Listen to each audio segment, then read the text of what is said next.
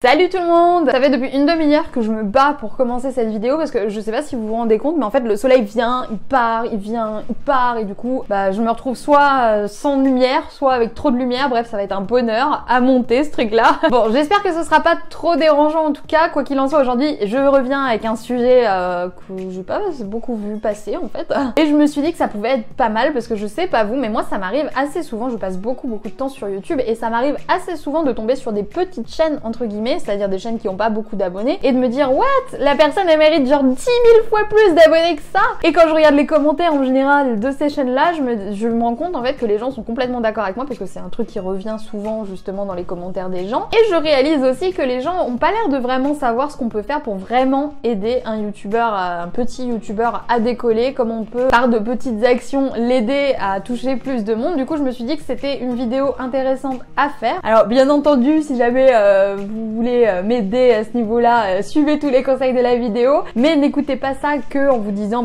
je vais l'utiliser sur la chaîne de Wonder Wild Queen. Pensez à ça vraiment quand vous regardez des vidéos un petit peu partout, parce que le gros problème avec YouTube c'est que plus vous êtes gros et plus vous êtes gros et plus vous êtes petit et moins c'est facile en fait de se faire connaître, se développer. Donc un petit coup de patoune de votre part ne serait pas de refus, encore plus si vous tombez sur ces fameuses chaînes un petit peu pépites, pas assez d'abonnés malgré la qualité du contenu d'après votre avis. Donc concrètement, qu'est-ce qu'on peut faire pour aider ces gens-là à un petit peu décoller? Tout simplement, on va essayer d'envoyer les bons signaux à l'algorithme Google. L'algorithme Google ou l'algorithme YouTube, c'est à peu près la même chose. L'idée, c'est de faire ressortir les meilleurs contenus en premier. Et pour mesurer la pertinence de votre contenu, de votre vidéo, YouTube s'appuie sur certaines données. Vous imaginez bien qu'à YouTube, il n'y a pas un type qui regarde toutes les vidéos que vous postez pour les classer en fonction de la meilleure, etc.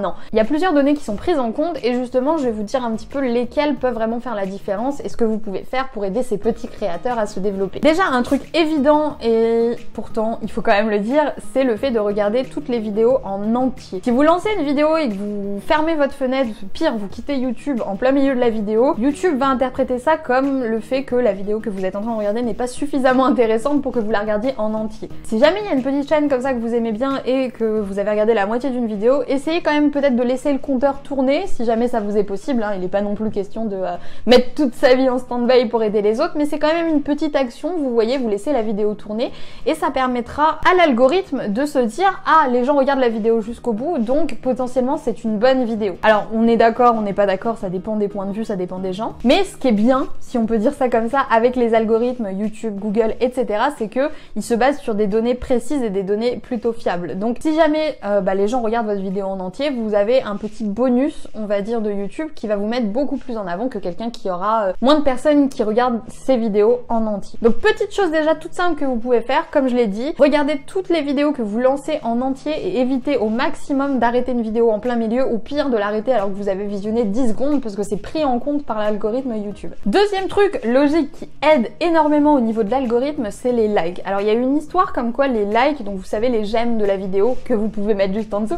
les likes de la vidéo comme ça, avant ça avait beaucoup plus de poids quand on le faisait dès le début de la vidéo. C'est-à-dire que dès que la vidéo sortait, je sais pas si vous avez vu un petit peu ce phénomène, vous aviez beaucoup de youtubeurs qui vous disaient lâche un pouce bleu alors que la vidéo n'a même pas commencé. Ils le font pas parce qu'ils sont débiles, ils le font pas pour s'attirer la fame, c'est parce que pour l'algorithme c'est plus pertinent si les gens mettent j'aime au plus tôt possible dans la vidéo. Alors ça je sais pas si ça a vraiment évolué, j'aurais tendance à penser que oui parce que je trouve que c'est de moins en moins fréquent en fait les gens qui vous le disent dès d'entrée de jeu dans la vidéo. Après je vais être honnête avec vous, l'algorithme YouTube je devrais vraiment m'y intéresser plus que ça, mais moi j'ai tendance à voir par rapport à ce que j'ai recherché que l'algorithme se base surtout sur le comportement des utilisateurs. Donc moi même en faisant le meilleur SEO du monde, ça ne vaudra pas le comportement des utilisateurs, donc vaut mieux se concentrer là-dessus dans un premier temps si en plus de ça vous n'avez pas envie de vous prendre la tête avec la technique. Et vous en tant qu'abonné, en tant que personne qui visionne une vidéo, le fait de lâcher un pouce ça vous prend un seul clic et ça peut énormément aider la personne qui fait des vidéos parce que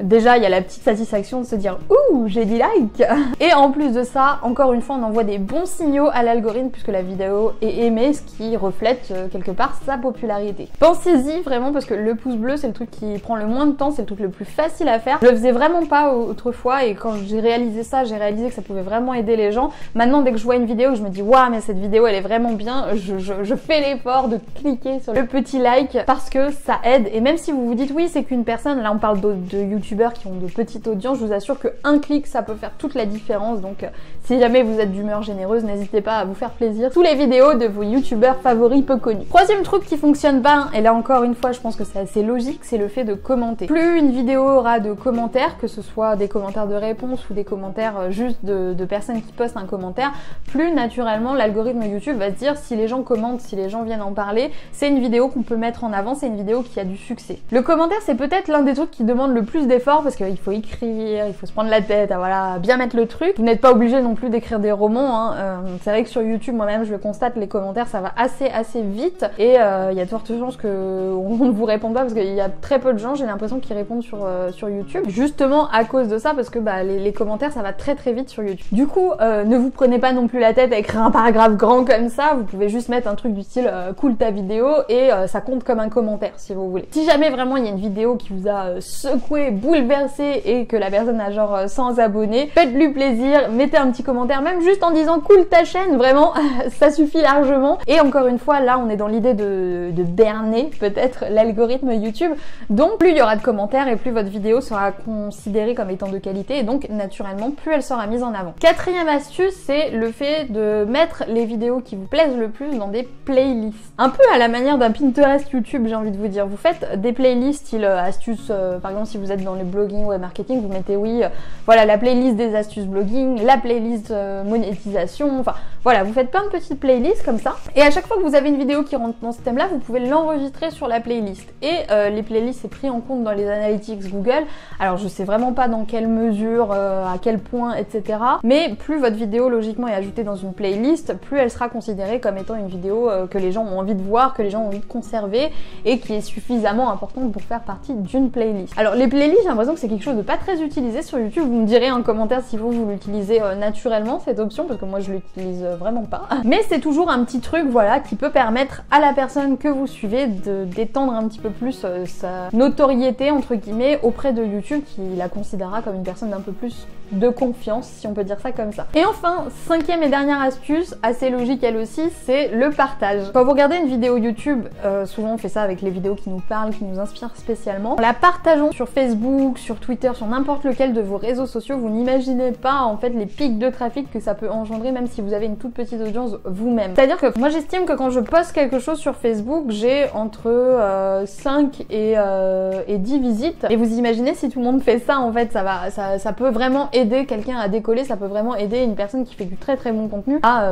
voir sa notoriété partir d'un coup, juste parce que là vous aurez fait l'effort quelque part de partager. Alors encore une fois, toutes ces astuces, je vous l'ai dit, je serais très contente que vous les utilisiez pour moi, mais l'idée c'est vraiment pas que vous les utilisiez que pour moi, que vous regardiez cette vidéo, vous la mettiez dans un coin de votre tête et que vous oubliez. Gardez vraiment tout ce que je vous dis en tête assez régulièrement, et si possible quand vous êtes sur YouTube, c'est toujours quelque chose qui peut aider. Et souvent ce genre d'aide, si on peut dire, c'est pas quelque chose qui va vous demander beaucoup de temps, hein. On est d'accord, cliquer sur j'aime ça prend 5 minutes, partager ça prend 5 minutes, vraiment c'est des petites actions que vous devriez bien sûr réserver à vos youtubeurs préférés peut-être, mais ça aide toujours encore plus quand il s'agit de petites chaînes, parce que quand vous êtes sur des petites chaînes, vous vous rendez pas compte à quel point une action ça peut avoir de l'importance pour la personne qui est de l'autre côté. Donc voilà, je m'y connais vraiment pas beaucoup en algorithme YouTube, je pense que je vais un petit peu plus me renseigner à ce niveau-là, mais c'est vrai que c'est pas quelque chose qui m'intéresse spécifiquement, moi je suis plus SEO pur quoi.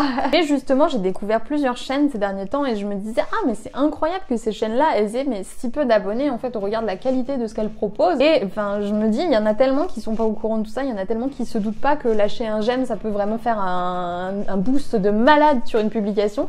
Mes cheveux même eux s'en remettent pas.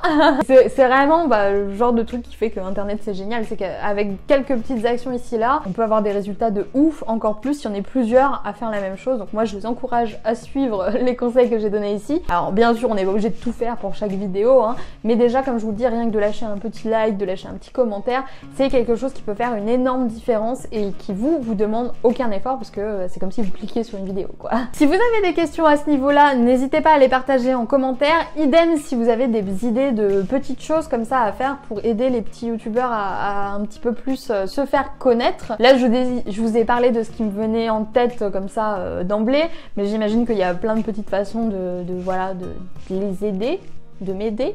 Quoi qu'il en soit, n'hésitez pas encore une fois à partager votre avis, vos conseils et votre expérience dans les commentaires, c'est toujours quelque chose de très intéressant à lire et puis ça aidera toujours quelqu'un, donc vous n'y perdez rien. J'espère que cette petite vidéo vous aura plu et vous aura donné envie d'être généreux avec le monde entier, en tout cas au moins sur internet. Je vous laisse là, je vous souhaite une très bonne journée et je vous dis à plus pour une nouvelle vidéo sur la chaîne de Wonder Wild Queen.